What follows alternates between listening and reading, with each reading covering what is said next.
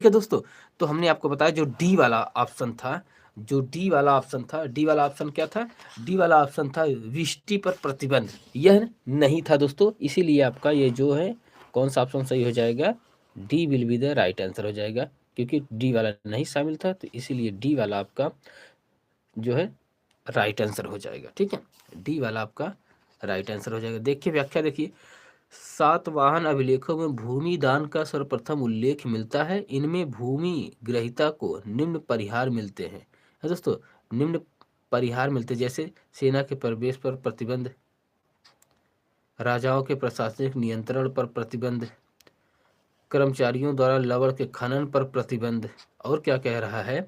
लेकिन विष्टि यानी वेगार जो मौर्योत्तर काल में एक सामान्य बात थी, पर प्रतिबंध का उल्लेख नहीं मिलता है। यानी भूमि ग्रहीता अपनी भूमि में विष्टि करा सकता था, अतः विकल्प डी सही है। ठीक है दोस्तों, तो हमने आपको बताया था कि डी वाला क्यों सही था। ठीक है, अब आइए क्वेश्चन नंबर 7 देखने का प्रयास करते हैं कि क्वेश्चन नंबर 7 क्या कह रहा है। चलिए देर न करते हुए शुरू करते हैं दोस्तों क्वेश्चन नंबर 7। ठीक है, तब चीज़ें और भी आप लोगों को अच्छे से स्पष्टता क्लियर हो जाएंगी। मध्य एशिया के शासकों द्वारा भारत पर आक्रमण करने के कारणों के संदर्भ में निम्नलिखित कथनों में से कौन सा ऐसे कथन सही है या है? आपको बताना है दोस्तों, मध्य एशिया के शासकों द्वारा भारत पर जो आक्रमण करने के जो कारण के संदर्भ में निम्नलिखित कथनों में से कौन कौन सा सही है, आपको यही बताना है। ठीक है दोस्तों, क्या कह रहा है? चीन की महादीवार का बनना, ये भी एक कारण था। सेल्यूकस द्वारा स्थापित साम्राज्य का निर्बल हो जाना, यह भी एक कारण था। अशोक के निर्बल उत्तराधिकारी, यह भी एक कारण था। यानी तीनों कारण का मिला जुला असर था कि जो मध्य एशिया के शासकों का आक्रमण भारत में सफल हुआ, उन्होंने साम्राज्य स्थापित किया और राज्य को चलाने का प्रयास किया। ये तीनों कारण थे दोस्तों, तीनों कारण संलग्न थे, इसीलिए तीनों किस में है? डी में है, तो डी विल बी द आपका राइट आंसर हो जाएगा। ठीक है, अब आइए समझने का प्रयास करते हैं कि मध्य एशिया के जो शासक थे, उनका आक्रमण भारत में सफल कैसे हुआ।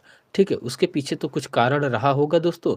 ठीक है, उसके पीछे तो कुछ कारण रहा होगा। चलिए देखने का प्रयास करते हैं क्या कह रहा है।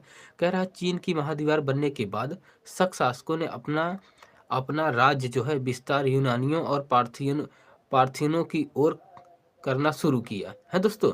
शकों से पराजित होकर बैक्टीरिया यूनानी भारत में विस्तार के लिए आगे बढ़ने लगे, अतः कथन एक सही है। ठीक है, आप समझ जाइए कि जो चीन की दीवार बनी, उसका परिणाम क्या हुआ जो है दोस्तों, शक शासकों ने अपने राज्य का विस्तार जो है यूनानियों और पार्थियनों की ओर करना शुरू कर दिया। शकों से पराजित होकर बैक्टीरिया यानी यूनानी भारत में विस्तार के लिए आगे बढ़ने लगे, इसलिए कथन पहला सही है। सेल्यूकस द्वारा स्थापित निर्बल साम्राज्य मध्य एशिया आक्रमण का महत्वपूर्ण